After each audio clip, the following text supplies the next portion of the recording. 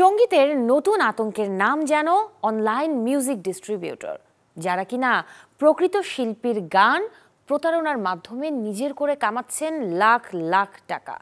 দর্শক, গতকালের পর্বে দেখিয়েছিলাম এই চক্রের একজনকে। আজ আরও কিছু অনলাইন সঙ্গীত পরিবেশকদের কথা জানাবো, যারা শিল্পীদের ঠকিয়ে করছেন পকেট ভারী। প্রকৃত শিল্পী গান প্রতারণার মাধ্যমে কিভাবে লক্ষ লক্ষ টাকা হাতিয়ে নিচ্ছে কিছু অনলাইন অডিও ডিস্ট্রিবিউটর প্রতিষ্ঠান, প্রথম পর্বে তা আমরা দেখিয়েছিলাম। আজকের পর্বে জানবো এমন আরো কিছু অডিও ডিস্ট্রিবিউটর প্রতিষ্ঠানের কথা। মিনিমাম 15 লক্ষ টাকা লস, এছাড়া 2 মাস ধরে হচ্ছে আমার গানগুলো টোটালি স্টোর থেকে টেক ডাউন। এই যেমন কিছুদিন আগে অনলাইন মিউজিক্যাল ডিস্ট্রিবিউটর স্টিমোর বিরুদ্ধে অভিযোগ ওঠে, এক শিল্পীর অনুমতি ছাড়া নাকি তার গান দেওয়া হয় একই প্রতিষ্ঠানের বিভিন্ন স্ট্রিমিং প্ল্যাটফর্মে। যদিও এর ব্যাখ্যা দেন স্টিমো ডিজিটালের প্রতিষ্ঠাতা রনক ইকরাম। জীবদ্দশায় আমাদের সাথে ওনার একটা এক্সক্লুসিভ চুক্তি হয়েছিল যে ওনার সমস্ত কন্টেন্ট ডিজিটালি আর্কাইভ করা এবং ডিজিটালি ডিস্ট্রিবিউট করা। আমি আপনাকে পুরো দলিল তো দিতে পারবো না, আপনি এখানে দেখতে পারেন। এখানে পুরা দাদার সাথে আমার যে এগ্রিমেন্টটা, সমস্ত গান সহ এখানে অলমোস্ট আমরা ক্যাটালগের অন্তর্ভুক্ত করেছি 412টা।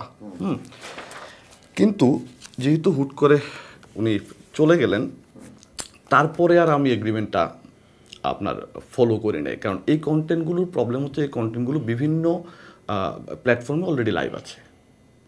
আর কি ছিলে আমারটা, যেটা যেহেতু দাদার লিরিক, টিউন এবং উনি সিঙ্গার এবং উনি আমাকে আদিষ্ট করেছেন, শুধু কি ছিলে আমার না, এর বাইরে আপনি দেখবেন যে অডিও আমলের এমন কিছু কন্টেন্ট আছে যেগুলো ডিজিটালি অ্যাভেলেবেল না।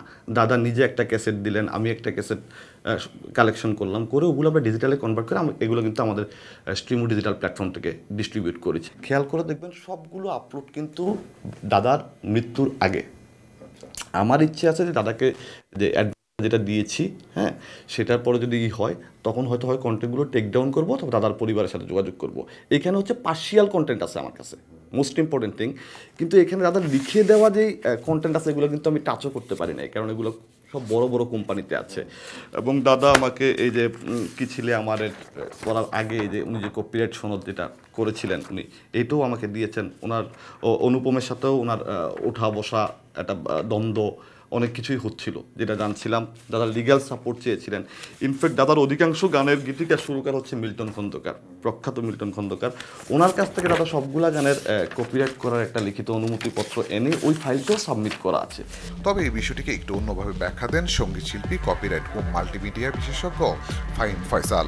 একটি গানকে অনেকে অনেকভাবে রিমেক করে, রিঅ্যারেঞ্জ করে। হ্যাঁ, আমি খালি গলায় গাইতে পারি, আরেকজন অন্যভাবে সোল ভার্সন, বিভিন্ন ভার্সন করতে পারে। প্রশ্নটা হলো যে কোম্পানি পারে কি না। কোম্পানি পারে, কখন পারবে? কোম্পানির কাছে যখন কপিরাইটের মৌলিক আমার কপিরাইটের ক্ষেত্রে যেই গীতিকা সুরকারের যেই অ্যাজ এ কপিরাইটের হোল্ডার হিসেবে, হ্যাঁ, তার যখন একটা এনওসি থাকবে অথবা একটা যখন অনুমতিপত্র থাকবে, তারপর শিল্পীর যখন থাকবে, তখন সেই কোম্পানিটা পারে। কিন্তু সেই ক্ষেত্রে তো হচ্ছে না, কারণ হলো কোম্পানি তো এত মানুষের সাথে চুক্তি করে নাই, সেই ক্ষেত্রে এইটা পারে না। এবং কোনো কোম্পানি যদি এই ধরনের কাজ করে যে সে এই একটি গানের যে 50 রকম ভার্সন সে পেয়েছে, খুব জনপ্রিয় গানগুলো বিভিন্নভাবে শিল্পীরা গায়, বিভিন্ন মানুষ শখের বসে গায়, বিভিন্নভাবে রিমেক, রিঅ্যারেঞ্জ করে, তাই না? সেটা যদি সে যদি নামিয়ে যদি তার ব্যবসায়ের খাতিরে যদি সে ব্যবহার করে, এটা একটা অনৈতিক কাজ হবে।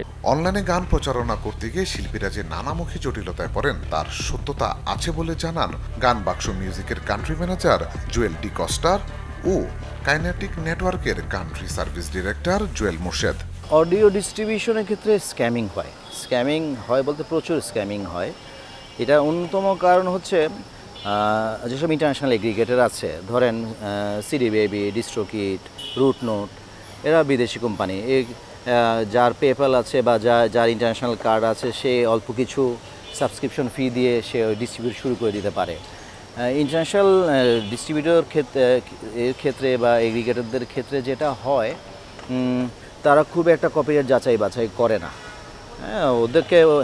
ওদের সাথে একটা এমইউ হয় ঠিকই, বাট এটা একটা বিদেশি কোম্পানি। সো যেহেতু আমি সাবস্ক্রিপশন নিচ্ছি, ওরা ধরে নেয়। হয়তো এমন হতে পারে যে ওরা চিন্তা করে যে এরা সব চিন্তা করে যে যেই ডিস্ট্রিবিউট করছে সে হয়তো রাইট বা হি ইজ দ্য কপিরাইট ওনার। তো এটা বিদেশি কোম্পানির ক্ষেত্রে খুব বেশি স্ক্যামিং হয়। স্ক্যামারের অভাব নাই বাংলাদেশে, এরকম একটা চক্র আছে, আমি বলবো সিন্ডিকেট আছে। এই সিন্ডিকেটের থ্রুতে এই কাজগুলো কন্টিনিউয়াসলি চলছে। আপনাকে আমি আসলে ধারণা দিতে পারবো না এখান থেকে কি পরিমাণ রেভিনিউ তারা কালেক্ট করছে, এবং সেগুলো একটা পয়সাও তারা কম্পোজার লিরিসিস কাউকে দিচ্ছে না, আর্টিস্টকে দিচ্ছে না। কিন্তু এই স্ক্যামিংটা যে সম্পূর্ণ ইলিগাল ফ্রডুলেন্ট অ্যাক্টিভিটিস, এটার প্রমাণ আমাদের কাছে আছে। আমি চাইলে প্রমাণ দিতে পারবো। এটার এগেনস্টে যদি আমি প্রমাণ দিই, এটার এগেনস্টে তারা একটা কথাও আমাকে জানাতে পারবে না। এটা ওপেন চ্যালেঞ্জ আমি দিয়ে রাখলাম আপনার কাছে। কপিরাইট ও মাল্টিমিডিয়া বিশ্লেষকদের মতে শিল্পীদের সচেতনতা ছাড়া অনলাইনে এমন প্রতারণা এড়ানো সম্ভব নয়, আর তাই দিলেন দেশীয় মিউজিক ডিস্ট্রিবিউটর ব্যবহারের পরামর্শ। ফার্স্ট অফ অল, অডিও গান আগে রেজিস্ট্রেশন করতে হবে। দ্যাট মিনস গান ইউটিউবে ছাড়ার আগে ইউ হ্যাভ টু রেজিস্টার।